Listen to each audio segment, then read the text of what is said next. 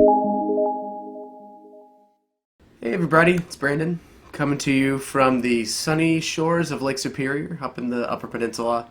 I'm here for the weekend vacation, but thought it might be interesting to take some time and record a couple videos and talk through some of the things I've been dealing with over the past couple of weeks.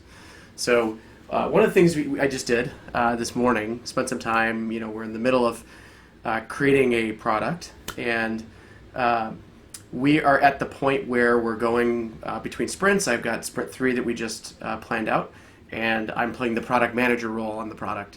So my job is to define what it is that goes into that next sprint from a user story perspective. So spent the morning, yesterday with our team at RightPoint, defining out what exactly it is we're going to build, talking through the features of that product.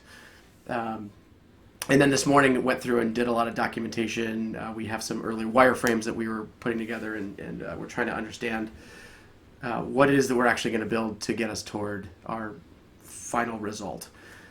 Now, one of the most important things on this project is timeline. We need to hit a very strict timeline to release this, because that's just the way that the market we're approaching works. And so because that's the most important thing, of course, when you get to that triangle, I think it's what, time, quality, and money. So right now, I think our biggest constraint there is time, and so obviously something else has to go. Now, I don't think it's quality. I don't think that's fair to say, but one of the things that we chose to scale back on is some of our features. And what I want to talk about specifically here is that one of the biggest mistakes that companies make is that they think they can get all three at the same time commonly.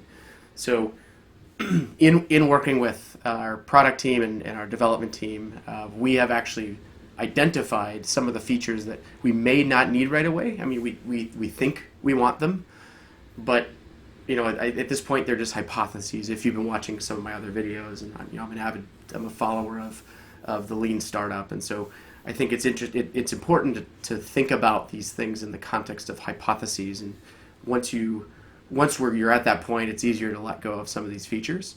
There are some features, for example, a global search mechanism on our web project. That's very useful, obviously, but do we need that in order to get to an MVP and something that we can get into the hands of our customers? Not necessarily. It's obviously a better experience, but what's more important is that they can get the base functionality that they need in order to actually use what it is that we're releasing. Long way of saying, I think that one of the most important things I think you can do as a company is decide what it is that's absolutely required for you to release. Understand what your constraints are, and if it's time, in this case, you can't necessarily have everything. So it's important to understand where within your product it's just a hypothesis. Admit to yourself that it might not even be right, and your customers might not even be interested. And then find ways to either scale back certain features to make it work, or to eliminate features altogether because you just don't know that it's going to provide value at the end of the day. So that's something that I've been focusing on recently. That's part of our journey in creating this product, and I thought that was valuable to communicate. Feel free to reach out if you have any other ways of doing it. If you have a better way of approaching the problem, reach out, leave some comments, let me know.